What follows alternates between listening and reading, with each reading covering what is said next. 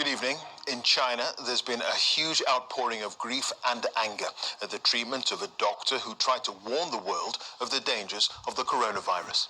Hundreds of millions of people have viewed social media posts on Dr. Li Wenliang, who's died after contracting the illness while treating infected patients. He was censored by the authorities in the city of Wuhan after raising the alarm back in December about the potential dangers of the virus.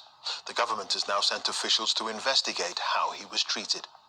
Well, as the coronavirus continues to spread, controls and restrictions are increasing right across China, where more than 600 people have now died and another 31,000 have been infected.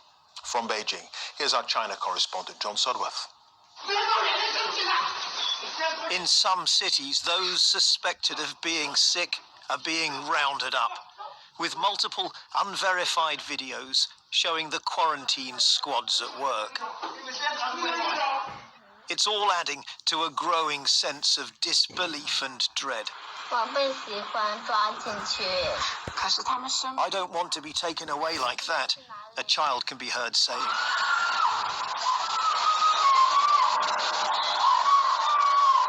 But now the fear is turning to anger. Dr. Li Wenliang was one of the first to report signs of the new strange virus.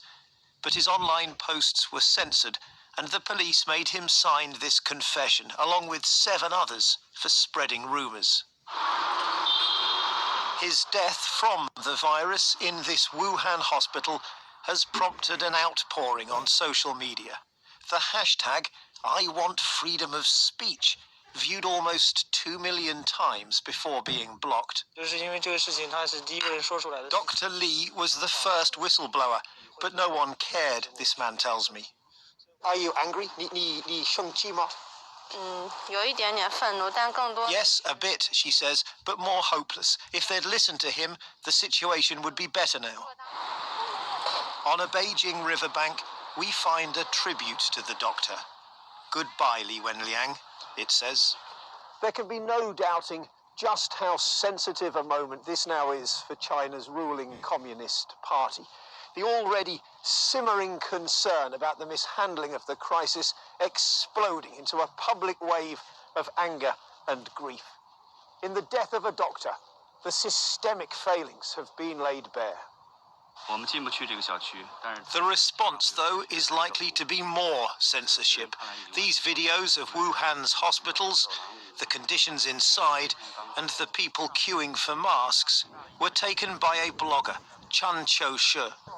I spoke to him earlier this week. What's your thoughts about how long you will be able to continue providing independent reporting from Wuhan?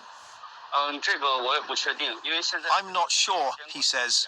The censorship's so strict, people's accounts are being closed down if they share my content. His family say he's now disappeared. In this public health disaster, there are real political risks, and the orders are already being sent out. Maintain stability, tighten control. John Sudworth, BBC News, Beijing. A British man on his honeymoon is among more than 60 people who've tested positive for the virus on board a cruise ship in Japan. Alan Steele, who's 58 and from Wolverhampton, has been taken to a nearby hospital for treatment.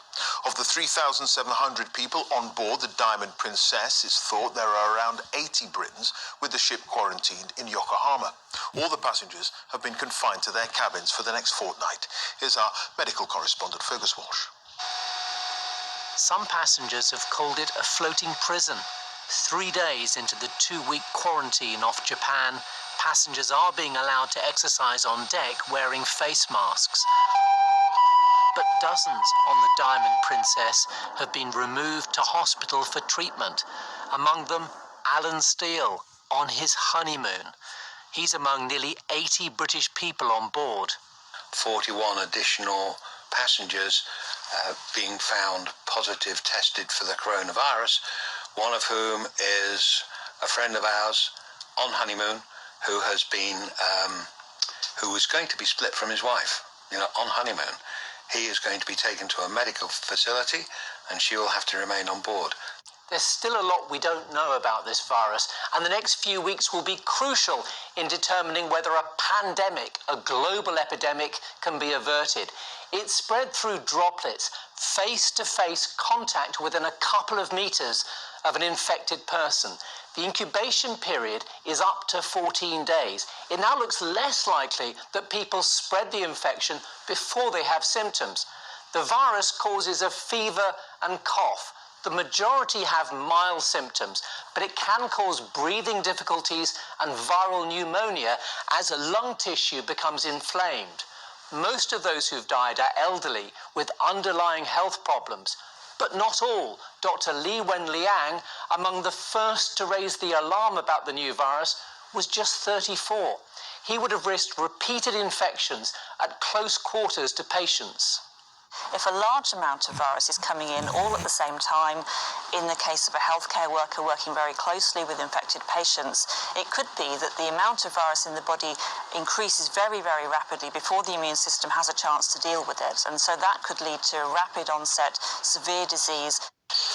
The World Health Organization has warned of a global shortage of face masks and other protective equipment, in part because people who don't need them are buying them. The world is facing severe disruption in the market for personal protective equipment.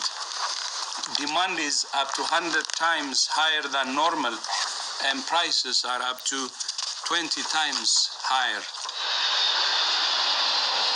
A final evacuation flight of British nationals from Wuhan, like this one last week, is due to arrive on Sunday. Passengers will then be taken to a quarantine facility in Milton Keynes. Fergus Walsh, BBC News. Our health editor Hugh Pym is outside St Thomas's Hospital in central London, where one coronavirus patient is being treated. Just bring us up to date, Hugh.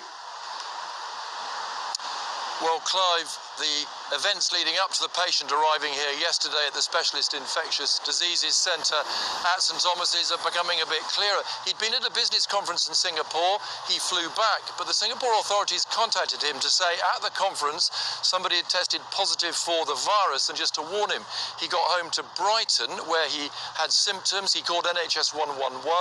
They advised him to go to an isolated NHS facility to be tested. He went back home, was isolated there, and then tested positive. Now, NHS sources are saying that he did exactly the right thing calling NHS 111, not going to a crowded A&E. We don't know how many other British people were at that conference. We've also learned today that a group of passengers, British citizens being flown in from Wuhan on Sunday, will go to a 2-week quarantine period in Milton Keynes to a conference and training facility called Kents Hill Park. It's been block booked by the NHS. Now, the local hospital trust is saying it's completely separate from the hospital. Services there will not be affected. Of course, previous groups of passengers flown back from Wuhan have been taken to Arrow Park Hospital in Wirral. They're about halfway through their 2-week quarantine period. OK, Hugh, thank you for that. Hugh Pym there at St Thomas's Hospital in central London.